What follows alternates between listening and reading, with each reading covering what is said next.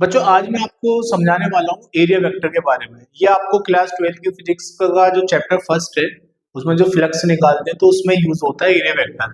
तो हम इसको समझते हैं। देखिए तो बच्चों एरिया तो आपने पढ़ा होगा, ये एरिया वेक्टर क्या होता है। देखिए एरिया वेक्टर बेसिकली मैं पहले डेफिनेशन समझाता हूँ, उसके बाद डिटेल में समझाऊंगा मैं आपको। बच्चों area vector is a vector quantity. Vector quantity होती है एसोसिएटेड किससे होती है, सरफेस से।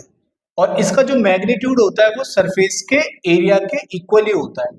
और इसकी जो डायरेक्शन होती है वो किधर होती है, परपेंडिकुलर होती है सरफेस के। मैं आपको ऐसे समझाता हूँ। देखिए बच्चों जैसे मान लो ये आपके पास में एक सरफेस है ना, ये सरफेस, और इसका हमने छोटा सा पार्ट लिया, ये इसका एक प्लेन है ना, उसका हमने छोटा सा पार्ट लिया, एरिया क्या है ds। तो बच्चों इसका जो एरिया वेक्टर होगा इस वाले सरफेस का, डेल्टा s का, एक तो ये होगा इसका मैग्नीट्यूड, क्योंकि वेक्टर कब बनता है बच्चों, वेक्टर तब बनता है जब मैग्नीट्यूड में उसी की डायरेक्शन में यूनिट वेक्टर की मल्टीप्लाई कर देते हैं। क्लियर। तो ये हमारा अभी एरिया है, तो हम इसको वेक्टर बनाना चाहते हैं तो क्या करेंगे बच्चों, डेल्टा एस में कितने की मल्टीप्लाई कर देंगे, एन कैप की। मतलब एन कैप क्या है बच्चों, ये जो सरफेस था ना उसके परपेंडिकुलर यूनिट वेक्टर है। तो एन कैप क्या है, यूनिट वेक्टर है परपेंडिकुलर टू द सरफेस। तो अब बच्चों जब हम कोई ओपन सरफेस लेते हैं, ओपन सरफेस मतलब जैसे आपको समझाता हूँ, एक कागज है मेरे पास, ये मेरे पास कागज है, ठीक है। तो इसका एरिया होगा, मान लो इसका एरिया नॉर्मली मैं मान के चलता हूँ, इसका एरिया होगा 50 सेंटीमीटर स्क्वायर। तो ये तो बच्चों स्केलर क्वांटिटी होगी, है ना। अगर मैं इसको एरिया को एरिया वेक्टर में बनाना चाहता हूँ तो मान लो बच्चों ये जो डायरेक्शन है ये x की पॉजिटिव डायरेक्शन में, ये x की नेगेटिव डायरेक्शन में। तो बच्चों अगर मैं यहाँ पे आई कैप की मल्टीप्लाई कर देता हूँ तो ये एरिया वेक्टर बन जाएगा किस डायरेक्शन में, इस डायरेक्शन में।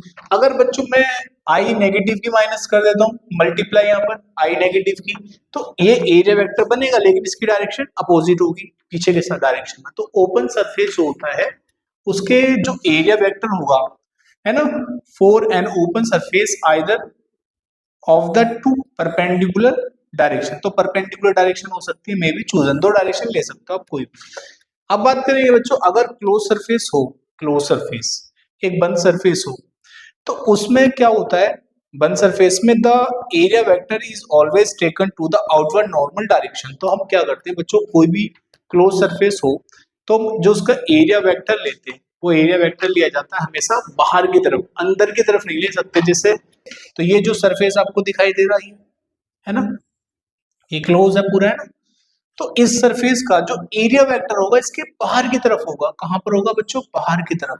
क्या निकालेंगे, मान लो इसका एरिया ये मान लो एल है, वैसे स्क्वायर है ये, तो ए इंटू, तो एरिया क्या होगा इसका, इस पूरे का एरिया निकाल दो, ए स्क्वायर हो जाएगा।